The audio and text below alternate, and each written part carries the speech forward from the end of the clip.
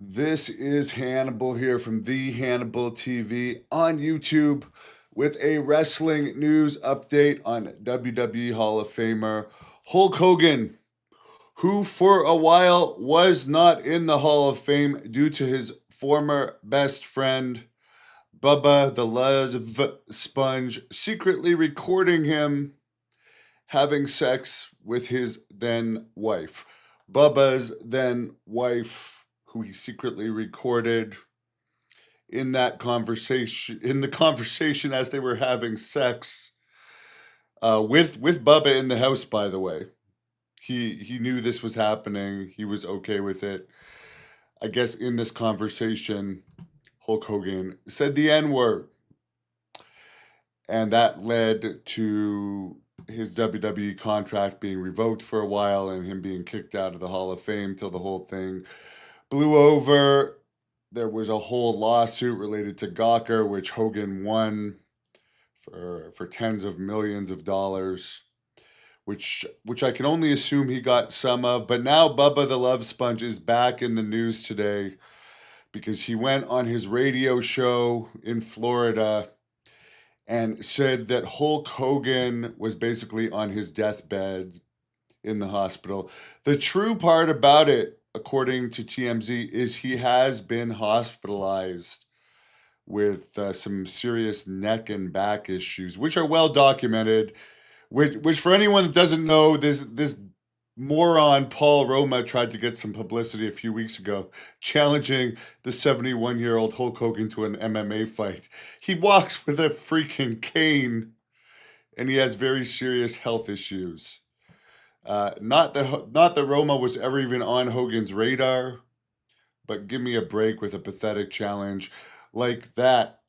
Roma hasn't even wrestled half the matches Hogan has, and Hogan just Roma's not even worth his time. But another guy that's not worth his time, obviously, is Bubba the Love Sponge, who did the true part of it. Eric Bischoff has confirmed Hogan has been in the hospital. He's hopefully going to be out as early as later today, but he is certainly not on his deathbed.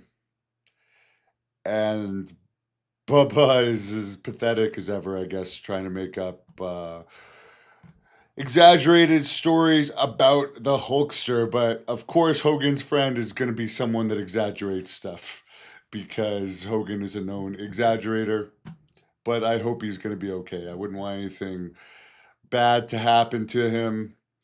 But him being in the hospital probably explains why there was some world team qualifiers in amateur wrestling recently, and Hogan and Bischoff were nowhere to be found, despite several members of their world team. Several members of the people in the world team qualifier being under contract for their Real American Freestyle Wrestling League, which who knows how legitimate it is at this point. I believe the first show is going to be in August in Ohio. I haven't heard anything about tickets going on sale. Ben Askren, one of their main stars, is still fighting for his life in the hospital, needs a lung transplant.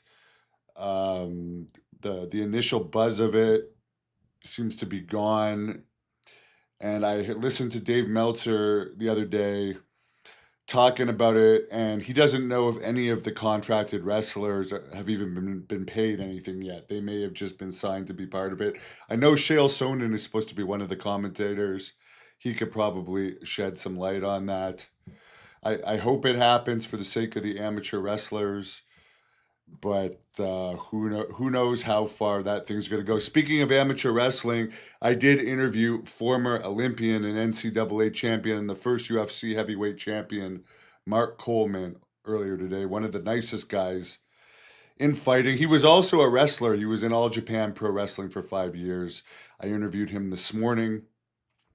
I suggest you check that out. He's involved in Ohio State sexual abuse scandal right now, but he also talked about his career being part of The Rock's new movie where there's a character about him, but he apparently isn't getting any money at all from it, even though he was a consultant for the movie.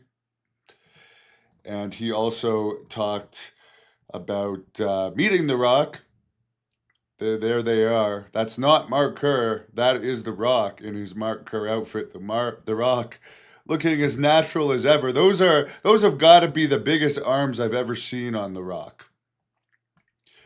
The Rock has actually had some heart issues lately. It's not going to be an immediate problem, but they're going to keep an eye on it. But when your heart's pumping strong enough to keep muscles that big working, of course it's going to put some strain on your heart. But I wish them all nothing but the best.